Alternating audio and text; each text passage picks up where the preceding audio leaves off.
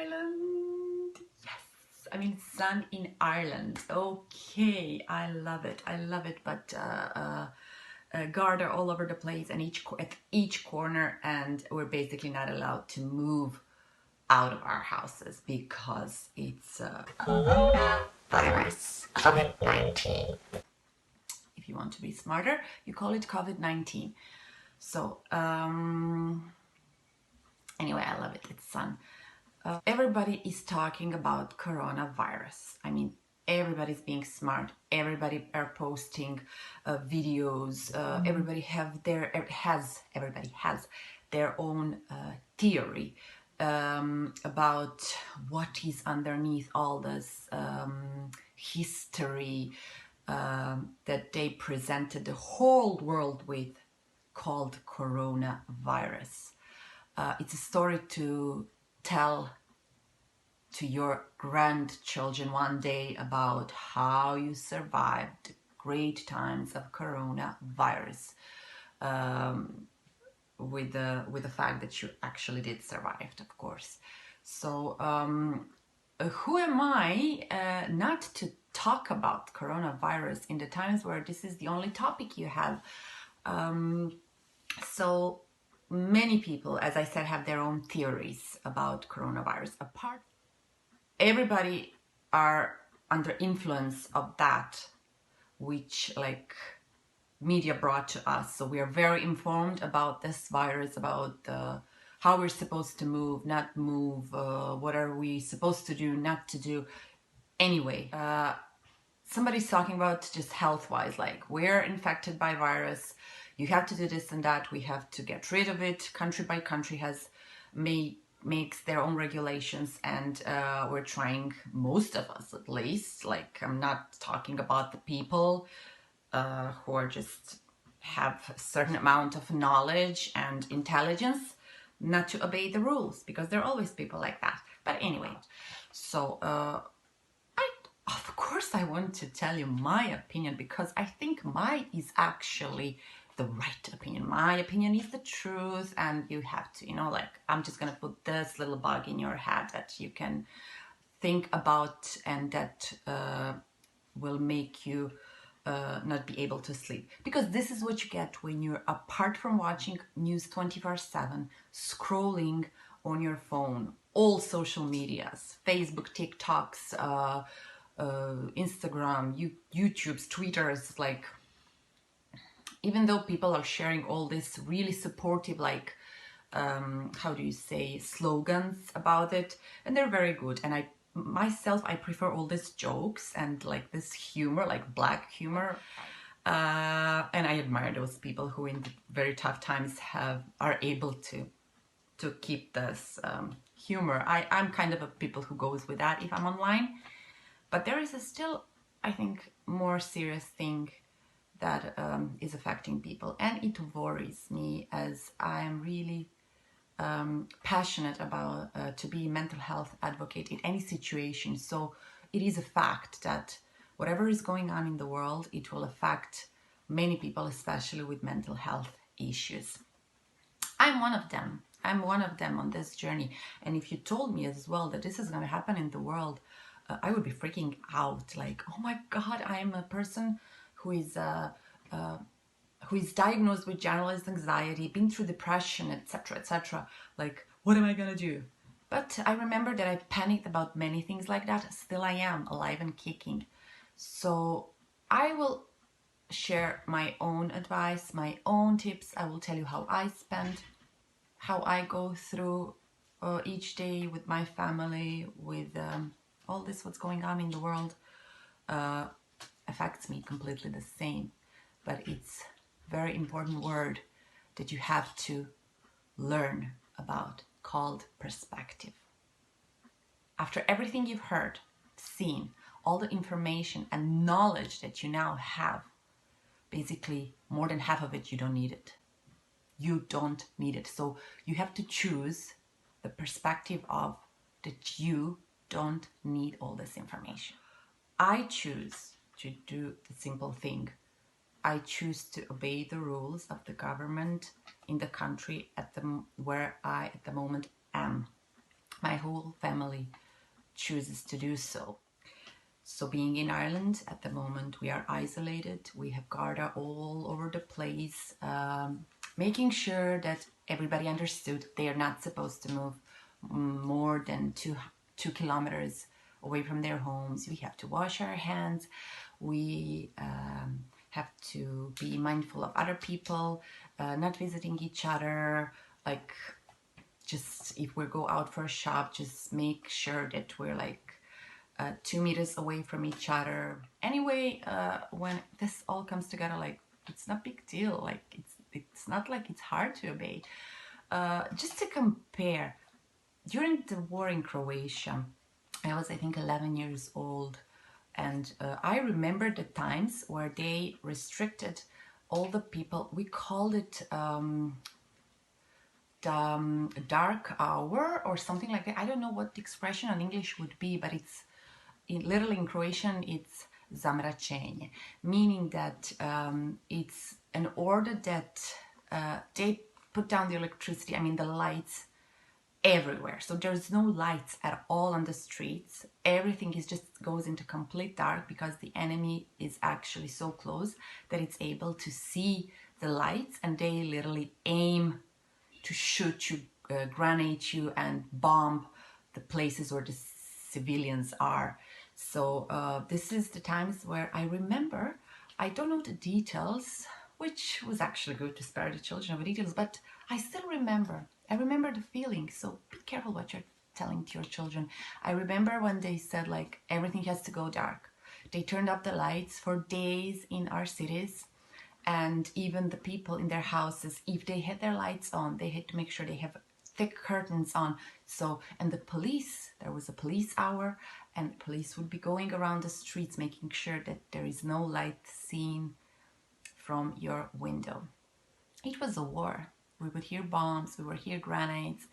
Our lives were in danger, you know, and everything was in danger. The food supply, the work, and like it's being in the world every day.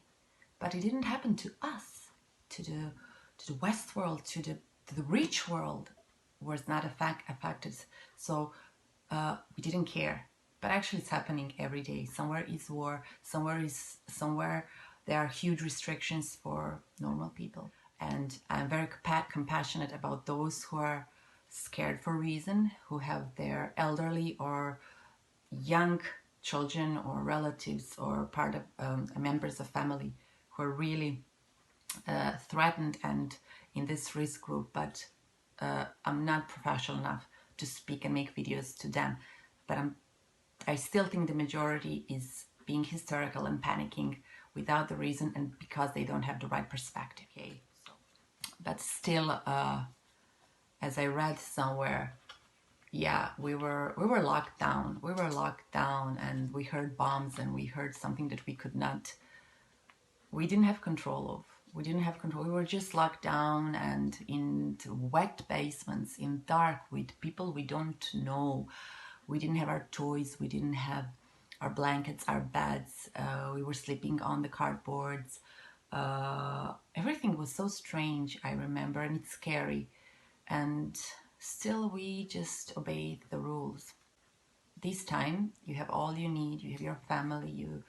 You're just called to just be patient, actually, with everything that you got. Your movies, your Netflix, your internet, your food, you have everything. Even this country, I'm proud of it. I'm proud of it because it's taking care the best way they can about us, providing finances to all of us. And me, especially being foreigner in this country, I'm very, very happy and blessed and thankful for this.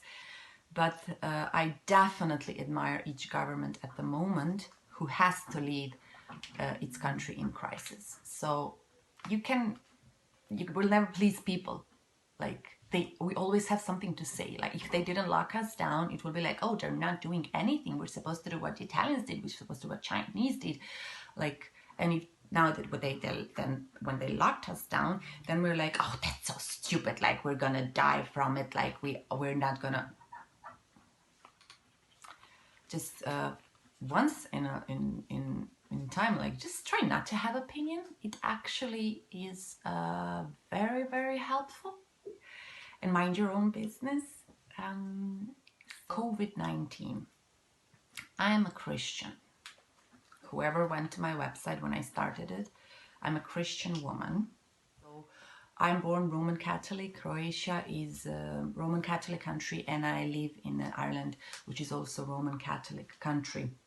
So I chose to be falling in churches kind of Christian. I like that expression because, you know, these churches and groups of people that, oh, they're falling down in churches.